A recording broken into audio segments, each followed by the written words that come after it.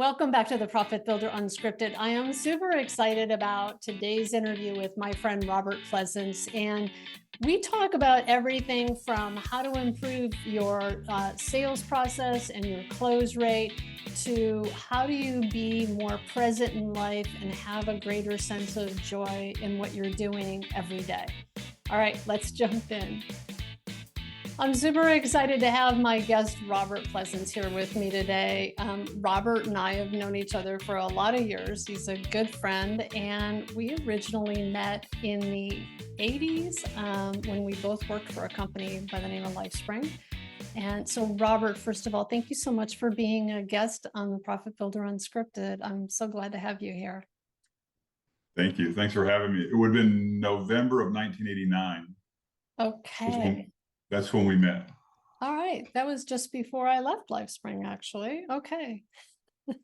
Robert has, we're not going to share all the humorous stories Robert has of me from those days.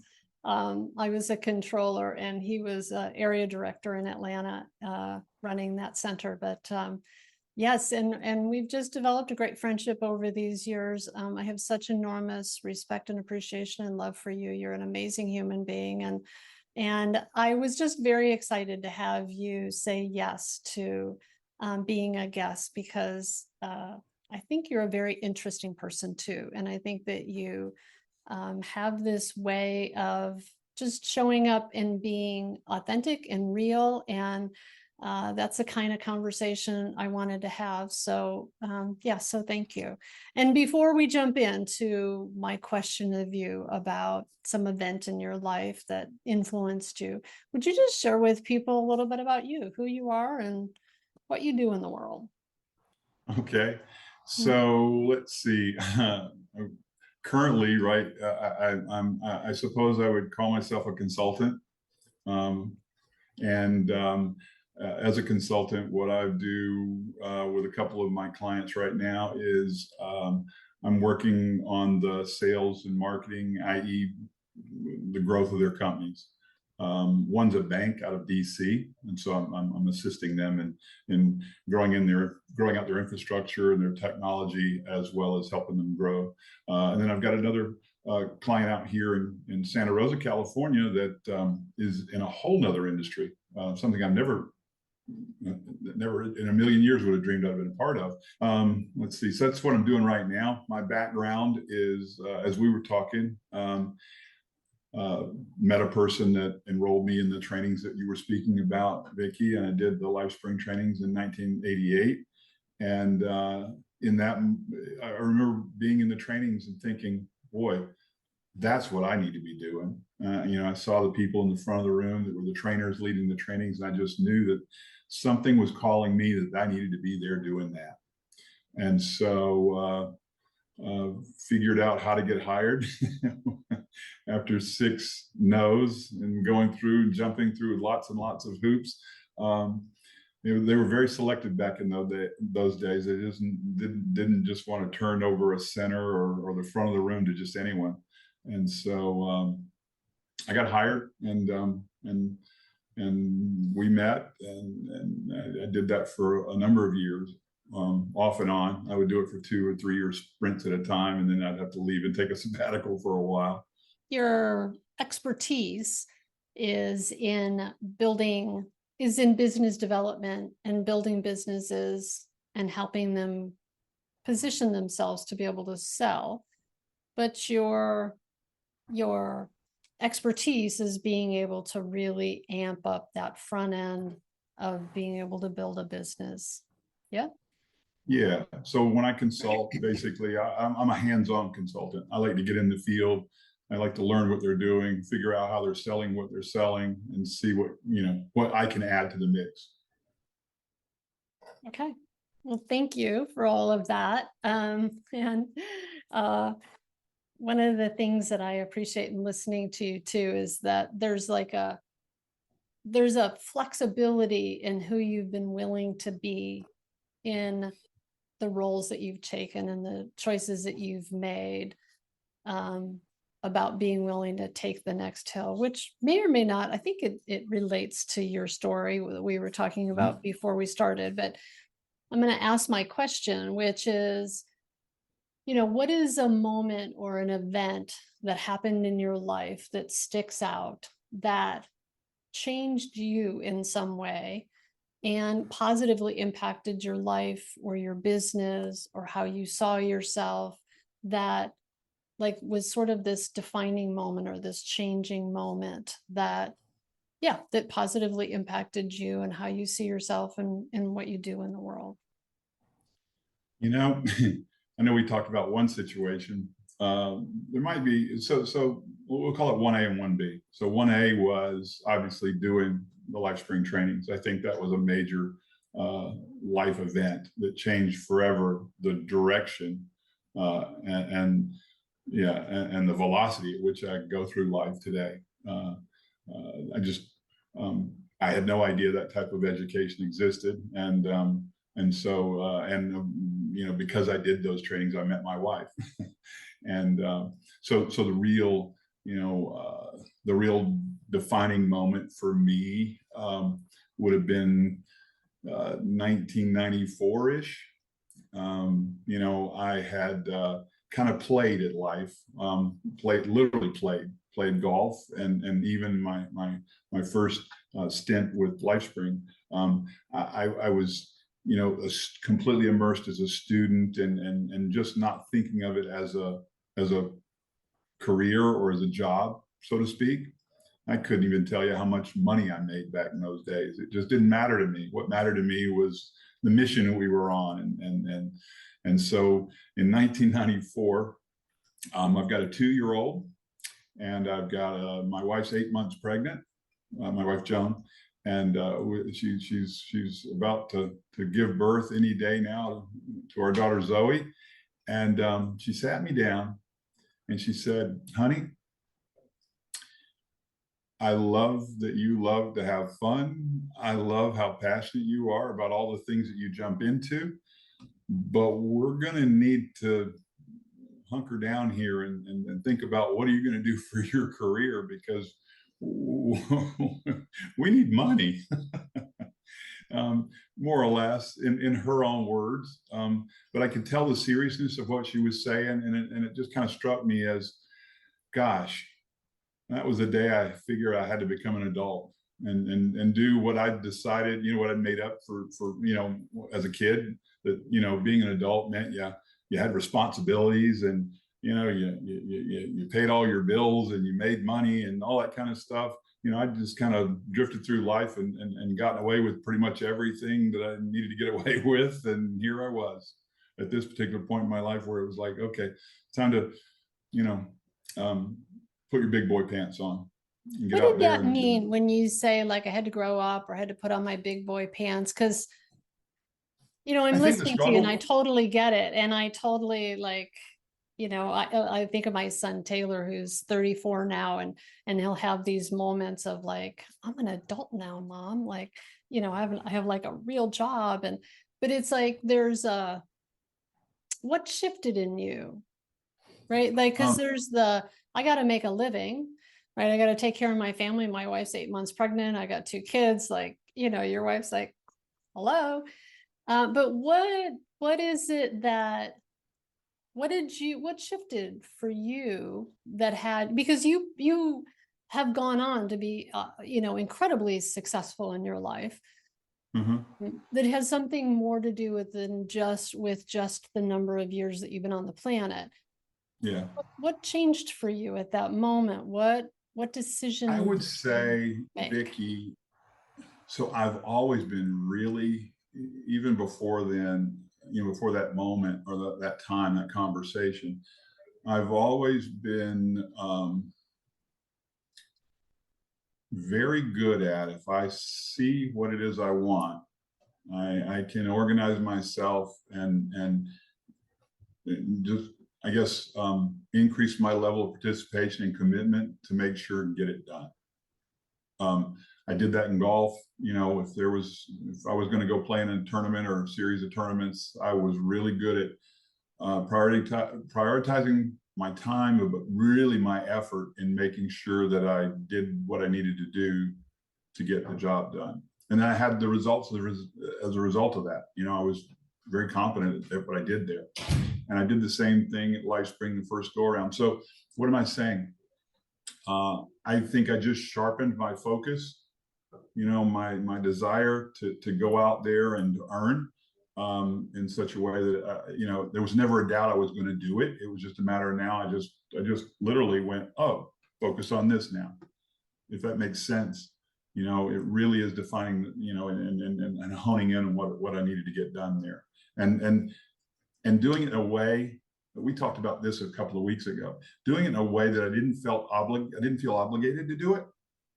It was more fascinated by it. It being whatever my goal is with any organization. I love to be sort of propelled into doing something, fascinated by doing something, enrolled in something versus just having to do something because I said I would, obligated to do something. So I've never been a good person this, from that. so how is this moment different? Because I'm listening to you and I'm thinking, okay, was it you and Joan sat down and went, okay, I have this goal, like we need to make this much money. And you were like, all right, I'm going to figure out now I know where I'm going. I'm going to figure out a plan for that. What I'm trying to figure out as I'm listening to you is what's the thing that propelled you forward? I get it that you had enough confidence to go, if I set my mind to it, you've kind of like this business development gene of yours has always been in there, right? Like you've always had that ability, but something changed in that moment that had you focus it in a different direction. What was it that you had a goal? Was it that I know I'm just listening to this conversation and I'm thinking, something was different at that moment for you, besides just the conversation with Joan, that you shifted in your behavior. What was the thing you shifted in your behavior? It was, I guess what shifted was, it's interesting. So the material things in my life didn't make much difference back then. And all of a sudden, I believe I started to pay more attention to literally money in the bank, buying a house, making sure that everything was taken care of for my kids, my family. So I know that was part of it too, where, call it much more, what's the best, sort of a woo-woo existence prior to that. Does that make sense? Say more about that. So I made decisions as a young person based on how I felt and didn't really care too much about the ramifications of whatever direction I was going.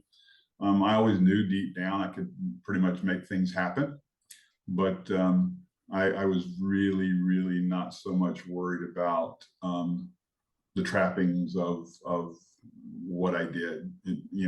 Again, trophies weren't that important to me. It was really the feeling of being in an event or playing in a tournament that was much more important. Even though I won tournaments and made money doing it, that was not what really motivated me. It was more the experience, if you will.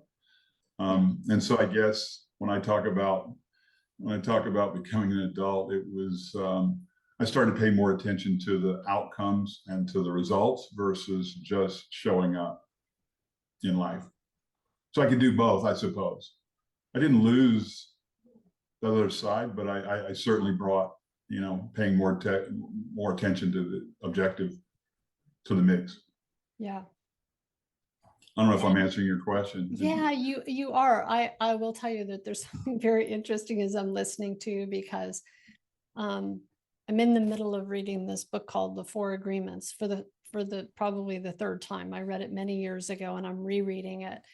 And I'm on the fourth agreement, which is called It's Do Your Best. And what's interesting is he's talking about this whole thing about being completely present in life and knowing that the rest of it is going to turn out, versus having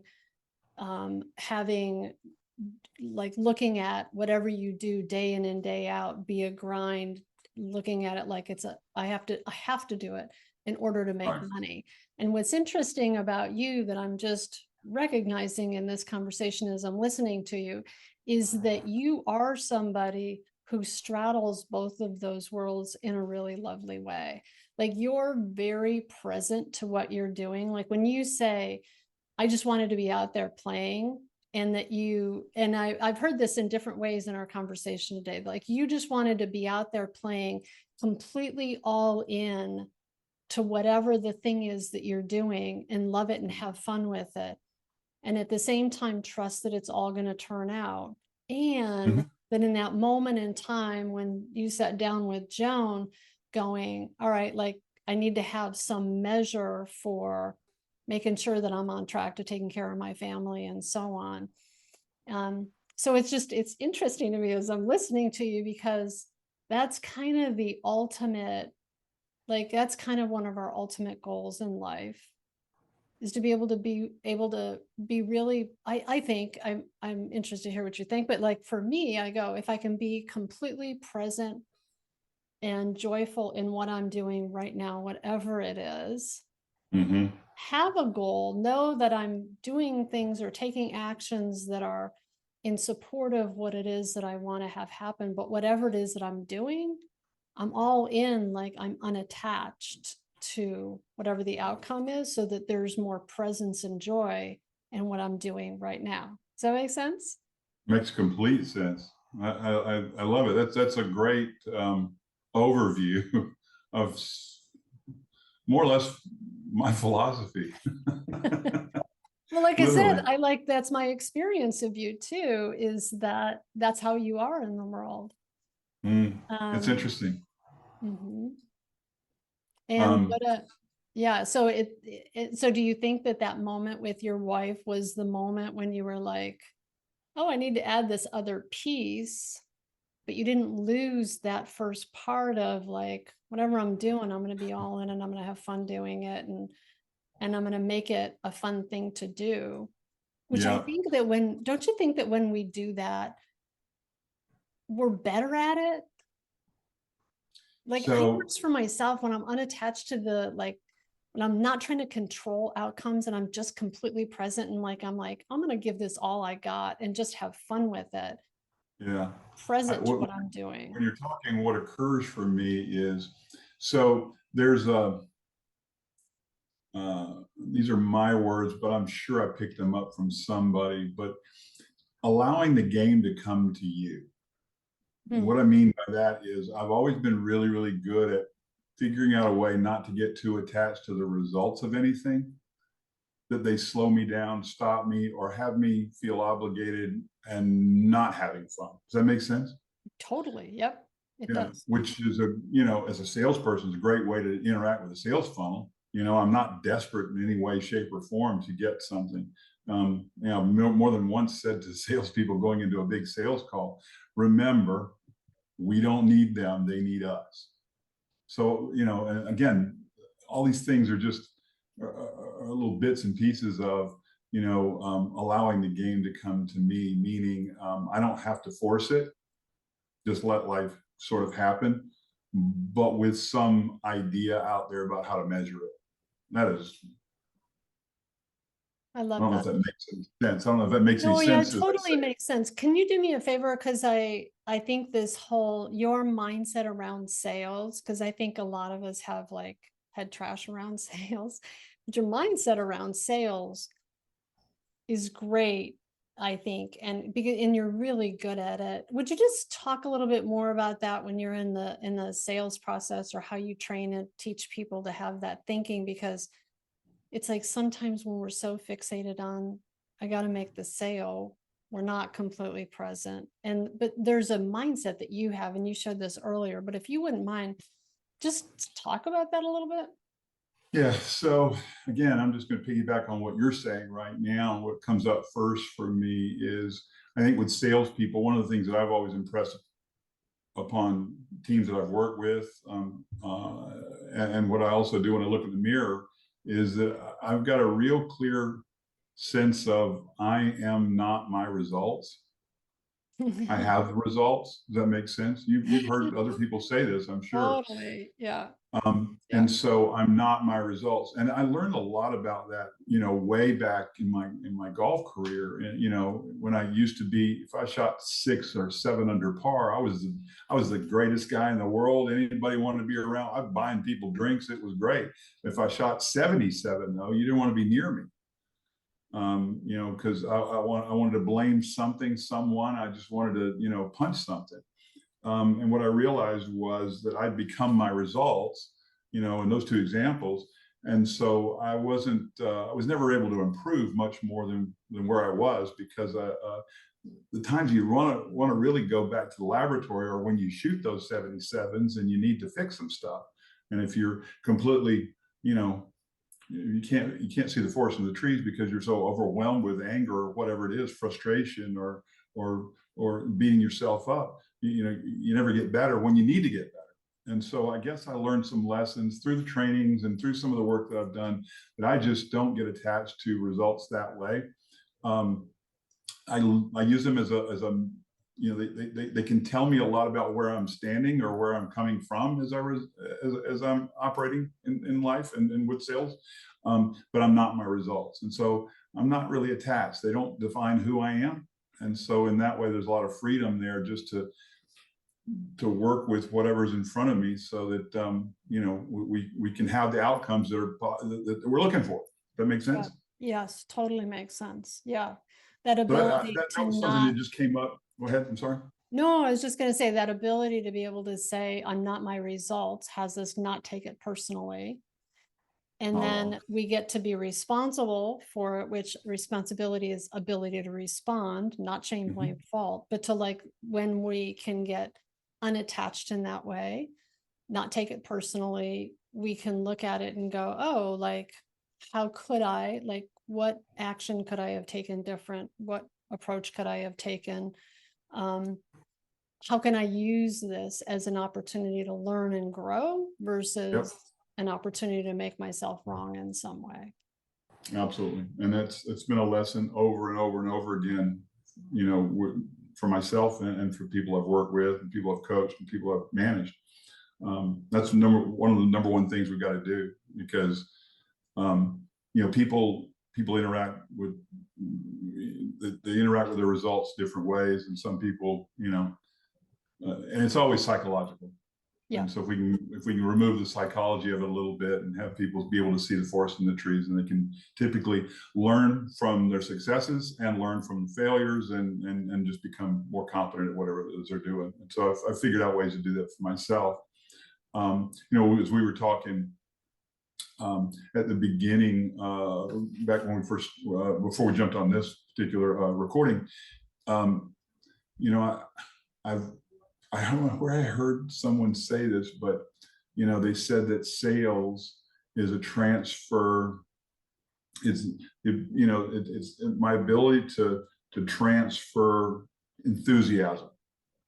So when I become really passionate or enthusiastic about something, my ability to transfer that to you is really the sales process in a nutshell. And I think I've been pretty good at that too. Like, I figure out a way to get organized around whatever the product and service or whatever it is that I'm selling, in a way that the enthusiasm comes across in what I say and how I just show up and how I follow up, and everything throughout the sales process, all the different parts. That enthusiasm shows up there. And if I can't get enthusiastic about something, I probably don't do it. Yeah. So can you just define, when I first heard you use that word earlier, when we were talking enthusiasm, you talked a little bit more about it, because sometimes, like, I just had a conversation with somebody earlier today that was a client that was talking about this person that she had met with. And she goes, he's a really nice guy, but he's super salesy. He's always like trying to, like, you could just tell he's always trying to sell something.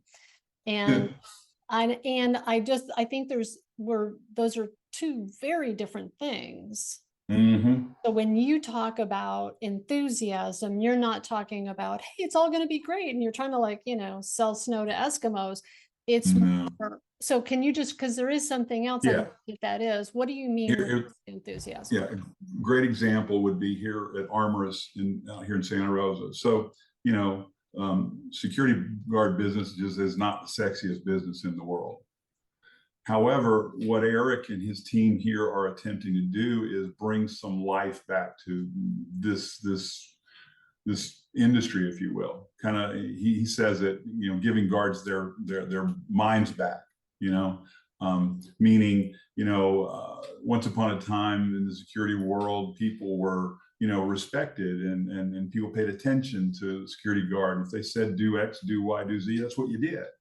And in the last 30 or 40 years, that's kind of gone a different direction now. And so it's a low cost job that people are frustrated and because they don't want to be in that job. And so, but it's the only thing they can get. And so there was a lot of that. And so what these guys are trying to do is literally transform this industry and give the guards some respect and some dignity.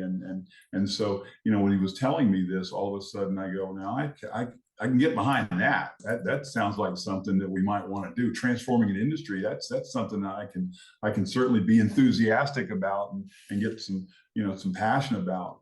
It's not so much the dollars and cents of having a guard on site. It's not about the uniforms they wear or any of the other stuff. It's really about, can we take care of these people? And can we provide them an environment where they can grow and thrive, and it's different than anything else that exists out there in the space. And so that's what I'm talking about. I've always been really, really good at that. The last company, Rhino, was a software company that transformed the way that people were doing one clerical function. You can relate to this, being given your background as reconciling escrow accounts. So basically making sure that everything balances. When you've got lots and lots of other people's money coming and going in an account, it's difficult sometimes to know where all the dollars and cents go. Well, this software did it all, behind the scenes. That plus I love the family that created it. And so it was easy to get passionate about that too. And then, so throughout my career, I'll figure out a way to become, really, so you're really talking passionate. about what I'm hearing you say is that you're talking about getting in touch with what's the thing that's going to make it an incredible, valuable experience for the buyer. Yep. And being able to be in touch with that yourself and really have an appreciation and understanding of what great thing can come to that person or that organization as a result of having it. How can it improve people's lives? How can it improve people's businesses? That your enthusiasm is around that. And then I would assume that when you have that, well, you first have you have that clarity of what that is. And then you have the confidence to be able to go have those conversations that have people be able to experience that benefit from you based on how you communicate about it. Yeah. Yeah, more or less. Yeah. It's really, it helps us both in the sales process. So I've never looked at sales like a tennis match. So I'm not going to say X and then you say Y and I say Z and you say B and, back and forth. I've always worked to get around to the same side of the net as you and say, okay, now let's figure out together how we can set this call up or this meeting up or this discussion in such a way that you get what you're looking for. Yeah, love that. That's why I'm here. You know what I'm saying? Yes. Yeah. Nice. If you knew what I knew about what I got for you, you'd be beating me over the head to get it. Say it one more time. I said it. And so there's always been a little bit of this in me too, where, if you knew what I knew about what we could do for you, you'd be beating me over the head to do whatever it is that I'm selling you. Well, and part of that is that your product really well though too, right? And its benefit really well. Yeah. Although at Rhino, they never even gave me a password to the system. I couldn't tell you what was going on in that software system, but I was pretty doggone passionate about everything I knew we could do for it. Right. You know what I mean? That's all you need to know. You don't need to know all the mechanics of it, right? I don't need to know how to build a house and how to pour concrete and put up framing in order to know that's going to be gorgeous. Yeah. That's exactly right. Yep. I know we went in a different direction by talking about that, but thank you, because you know, it's all you know, and it relates to even to back to your story that, you know, there was this moment when you had this decision when you were talking with Joan about, she's like, dude, you need to go get a job, that you brought, you know, you brought that mindset. You brought that mindset of, yes, I need to set a goal, but you also brought that mindset of being really present to what you were doing so that you could have more joy in it, which even speaks to what you're talking about in terms of sales right now, like that ability to be able to be really clear about what it is that you are, the offer, that being able to have that enthusiasm, you have a lot of clarity, and you're super present with what that clarity is when you're in that sales process with somebody. So yeah, in that value and what they get from it. Robert, thanks. This has been really fun. Well, you can just come everywhere I go and reframe what I say, because your overviews are fantastic. Oh, yay.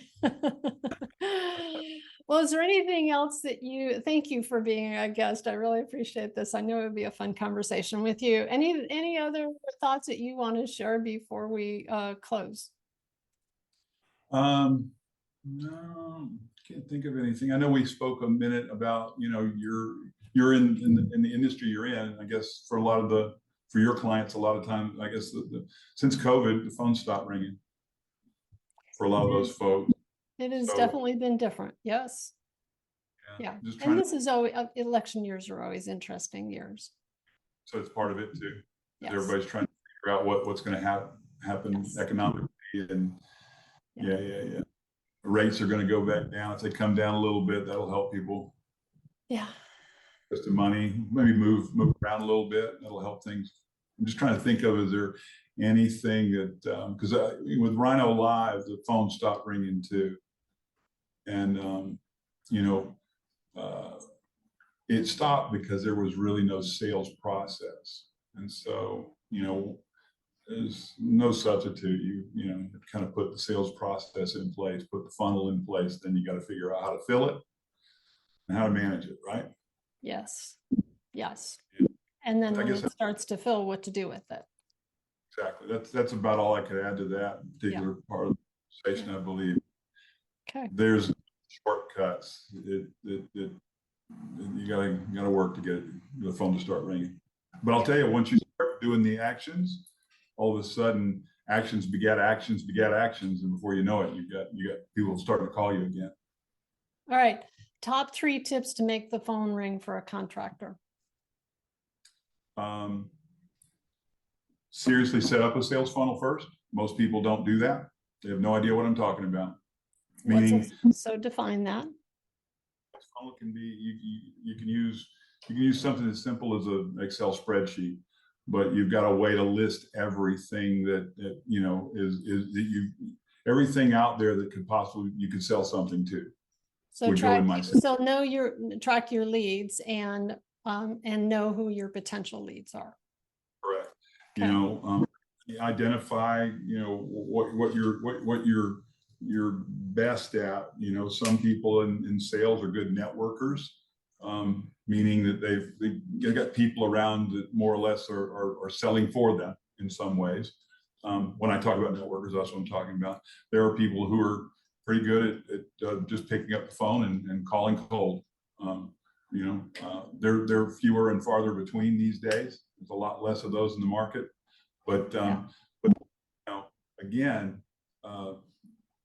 that typically will begin to stimulate some activity out there if you can pick up and start calling people cold. You know, obviously there's different types of marketing that you can do to help. You know, you can do social media type marketing, you can do you know, print ads, and you can do I'm sure that people do mailers and that type of thing maybe in your space. And so there's lots of different ways to touch people, but you have to follow those touches up. And a lot of times that's either going with a phone call, or email, text message in some way. And then if you can just create some activity in the, as far as filling in the front end of the funnel, eventually what will start happening is people will start calling you back. And then it's just a matter of taking it from there and, going on site and doing whatever presentations you do on site, proposing whatever you do in proposals, and then eventually get into contracts. And before you know it, you got clients. So that part is not a mystery to your clients, I'm sure. Yep. It's the Yep. part, always going to be the front part. And there's, Yeah. you got to get your business cards in somebody's hand. Somebody's hand. Business cards. What are those? I got this cool app on my phone. I can just basically, zap your yeah, phone. we just touch phones anymore, right? That's Robert, right. thank you. Super helpful, valuable at so many levels. Love this conversation. Thank you for being a guest. Thank you for sharing yourself, your experience, and your wisdom. Really Thank awesome. you. It means a lot to me that you've invited me on here to do this. Thank you.